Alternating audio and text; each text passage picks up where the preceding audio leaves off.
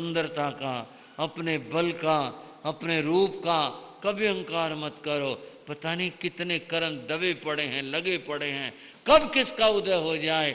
नम्रता से रहो, झुक कर रहो और अपने जीवन के अंदर हमेशा नम्रता का जीवन जियो। ऐसा कभी मत करो अहंकार के साथ में जियो। क्या हो जाए कुछ नहीं पता होता, क्या घट जाए कुछ नहीं पता होता, इसी में लाभ है। एक एक कर्म की कितनी व्याख्याएं हैं बंधुओं। एक आदमी बोला जे मेरे को पल पल में क्रोध आता है, क्या करें। अब 8 कर्मों में से बंधुओं ये क्रोध किसके अंतर्गत लाए, कहां से लाए। कर्म 8 है, 8 कर्म। कईयों को आता गुस्सा, कई बहुत अहंकारी होते हैं, कई छल और कपटी होते हैं, कईयों के भीतर में लोभ बहुत होता है। ये किस कर्म के अंतर्गत आएंगे। बार बार क्रोध का आना और गुस्सा करना, लंबे समय तक गुस्से का बने रहना, ये होना किसके अंतर्गत आएगा। बंधुओं ये मोहिनी कर्म के अंतर्गत आते हैं। आप कहेंगे मोहिनी कर्म तो कुछ और चीज होगी, क्रोध कुछ और हो गया। नहीं, मोहिनी कर्म के अंतर्गत आता है। जिसको प्रबल मोहिनी का उदय होता है उस आदमी को पल पल में क्रोध आने लगता है, वो अहंकारों को जीने लगता है, छल और कपट को जीने लगता है। ऐसा होता है। इन कर्मों से बाहर कोई तो चीज हो अपने जीवन की, सारे के सारे इनके अंतर्गत हैं। बंधुओं 4 कषाय के 16 भेद होते हैं, मोहिनी कर्म के अंतर्गत होते हैं। प्रबल मोहिनी का उदय होने पर ये सारे क्रोध, मान, माया, लोभ इन सब के उदय आते हैं, उसके कारण होते हैं। इस तरह होता है। और कितनी बातें करें। यश और अपयश, यश और क्या कहा, ये नाम कर्म के अंतर्गत होते हैं। हानि लाभ, जीवन मरण, यश अपयश, विधि हाथ, विधि कर्म को कहते हैं, कर्म की बात है। यश अपयश कर्म के देन है, नाम कर्म के देन है। और ये बांधे हैं कभी जीवन ने दूसरों पर आरोप लगाए हैं, दूसरों के ऊपर दूसरों की निंदा करी है, आरोप लगाए हैं, निंदा और चुगलियां करी हैं, कर्म बांधे हैं। और कौन से कर्म बांधे हैं, यही अशुभ नाम बांधा है। कौन सा, क्या कहा, अशुभ नाम, अशुभ नाम बांधा है। एक बाग में साधु ठहरे थे, ज्ञानी साधु थे। ये कथा है, साधु ठहरे थे, ज्ञानी थे। उनका प्रवचन सुनने बहुत लोग आते थे। एक दिन बाग का मालिक आ गया। उसका कोई ऐसा भाव नहीं था कुछ, वो तो वैसे आया था, दूसरे ना उसको कोई संतों में श्रद्धा थी इस प्रकार के, कुछ नहीं, बस आ गया। आकर के खड़ा हो गया, लोगों को देखा, लोग बहुत बैठे हैं और साधु प्रवचन दे रहे हैं।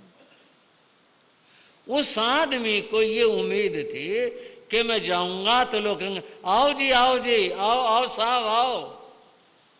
लोग ये कहेंगे क्योंकि बाग मेरा है, मैंने ठहरने को जगह दी, बाग मेरा है।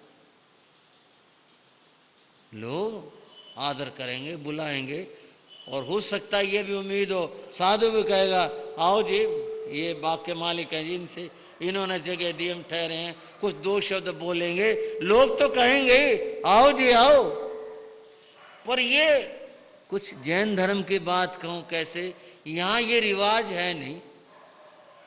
जब संत का प्रवचन हो रहा है, चाहे राजा आओ और चाहे सेवक आओ, आओ बैठो जहां जगह मिले। भाइयों कुछ वैसा ना महसूस कर लेना, कभी कहो मैं महाराज जी ने कोई व्यंग तो नहीं कसा, ऐसा कुछ नहीं। मैं सहज बात बता रहा हूं। धर्म सभा का कायदा भी यही है कि भाई हम धर्म सुन रहे हैं तो भाई जो आता है अपनी जगह देखो, बैठ जाओ जहां जगह समझ में आती है। ये उम्मीद करना कि भी लोग कहेंगे आओ जी बैठो जी, इधर आओ, आगे आओ, इधर करो।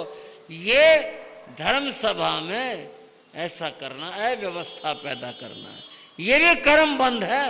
धर्म कार्य के अंदर दखल देना, ये दखल हो गया। किसी ने कुछ नहीं कहा, न लोगों ने कहा और न साधु ने कहा भाई आओ जी बाग के मालिक आ गए हैं, देखो जी इन्होंने जगह दी तो देखो प्रवचन हो रहा है, साधु ठहरे हुए हैं। ना साधु ने कुछ कहा और न किसी आदमी ने कहा। इस बात का उस व्यक्ति को बड़ा भारी दुख हुआ। बोलो, एक तो जगह दे रखी है, हमारी जगह है, और इनमें इतने भी तमीज नहीं कि जो यूं कहें जी आओ जी कुछ, वो वापिस हो गया। अब ये तो कैसे कहे खाली करो यहाँ से, बदनामी हो जाएगी तो ठीक सा नहीं रहेगा। बाकी चुभन हुए भाई इनकी ये सभा होने नहीं देनी। होता है ये बड़ा मन के दूसरे काम बिगाड़ के बड़ा आनंद होता लोगों को, पर समझते हैं नहीं कि कर्म कितने बंधते हैं, ये समझ नहीं है। उस व्यक्ति ने जिसका बाग था सोच करके एक ऐसा काम कर दिया जो बहुत ही घटिया कहो और निंदनीय कहो।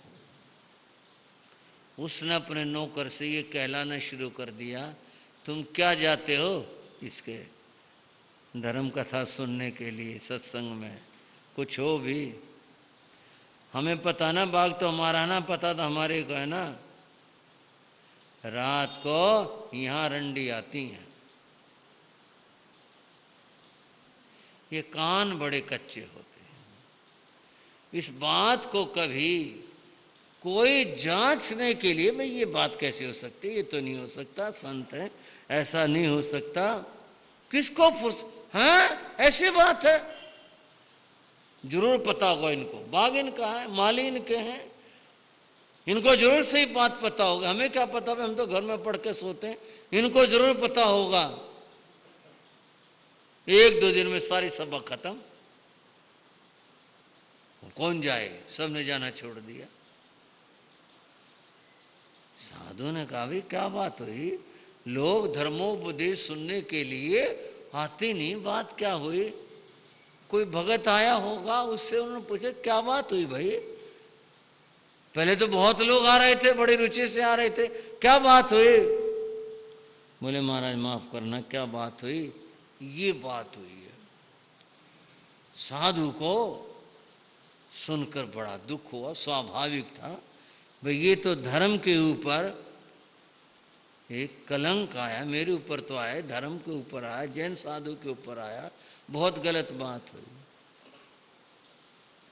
साधु ने सागारी संथारा कर लिया, कलंक दूर होगा तो मैं संथारा खोलूंगा और नहीं तो मैं इसी में ही अपना जीवन पूरा करूंगा।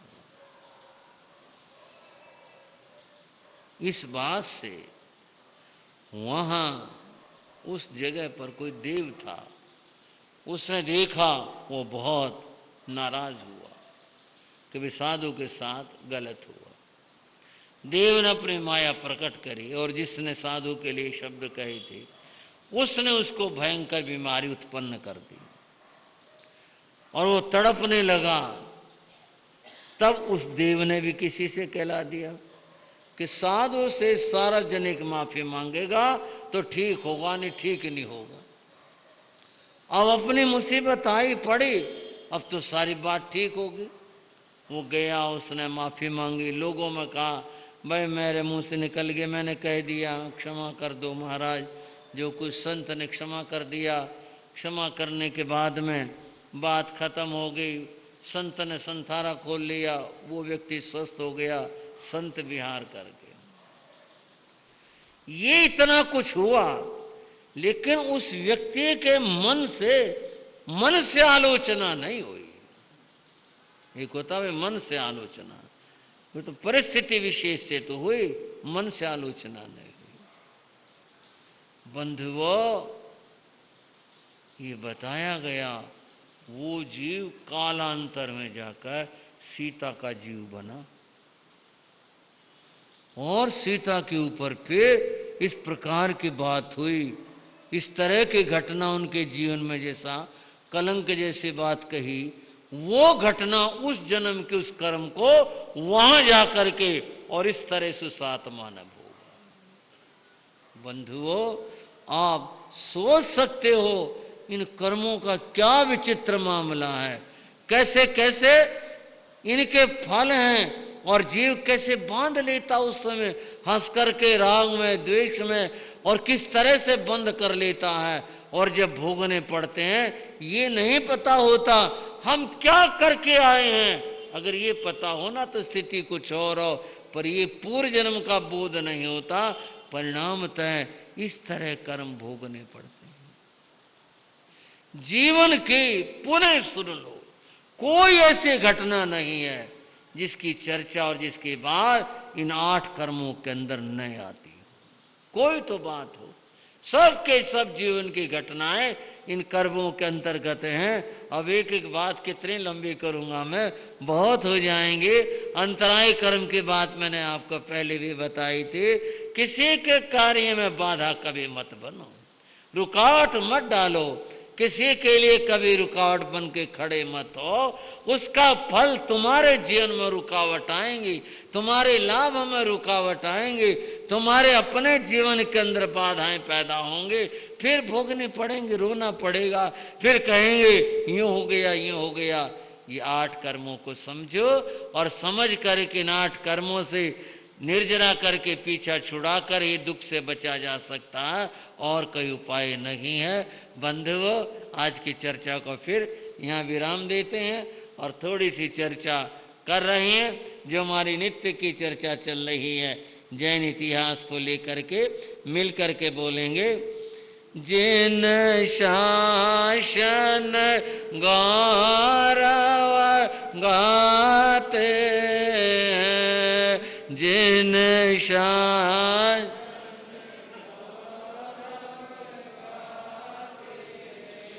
निज जीवन सफल बनाते हैं, निज जीवन सफल बनाते हैं, जिन शासन गौरव गाते हैं, जिन शासन गौरव।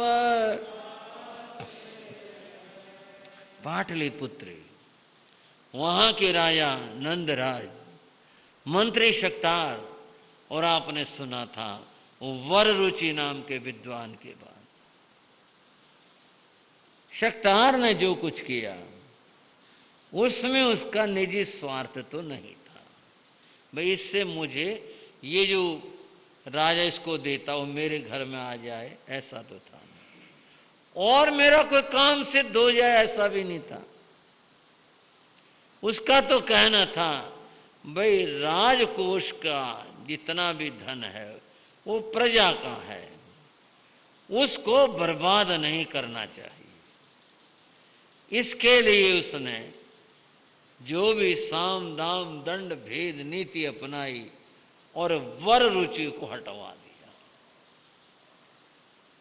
वर रुचि को दुख तो होना ही था। वो सोचता रहा कैसे क्या किया जाए। आखिर बहुत सोच करके उसने एक तरकीब खोजी। तरकीब क्या खोजी उसने?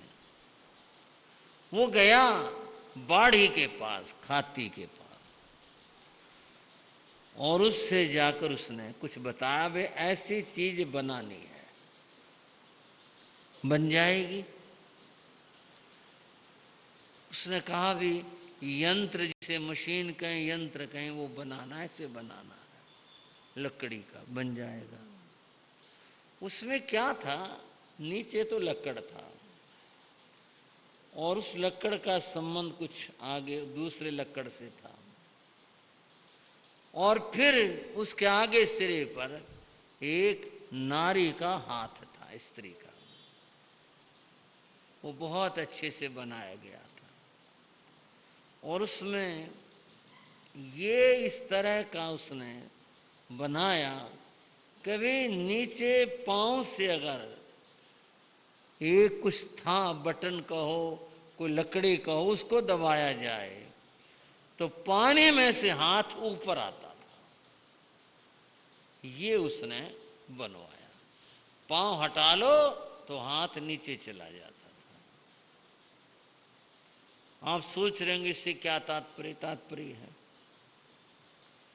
उसने एक कपड़े की थैली ली और उसमें 108 स्वर्ण मुद्राएं भरी और वो उस नारी हाथ की किसी उंगली अंगूठे में लटका दी और वो नीचे डूबी हुई थी, बाहर तो कुछ था नहीं। जब नीचे से वो बटन दबाते तो हाथ ऊपर आता था, ऐसे। अब ऐसा करके उसने क्या पाया और किस लिए किया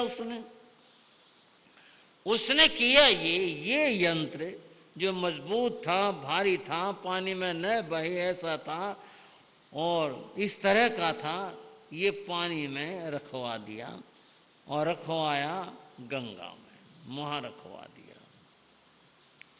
इसके बाद वो सुबह गया, जाकर उसने खड़े होकर गंगा की स्तुति की, श्लोक उसने बनाए, गाए और जब उसके श्लोक पूरे हुए, वो पानी में खड़ा होकर श्लोक पढ़ रहा था, उसने पांव से वो बटन कहो, कोई लकड़ी थी, टुकड़ा था, वो दबाया पांव से तो हाथ ऊपर आया और उसमें थैली लटकी हुई थी। उसने गंगा की जय बोली, माता आप पुरस्कार दे रही हो, बड़ी कृपा आपकी, और उसने वो थैली उतार ली।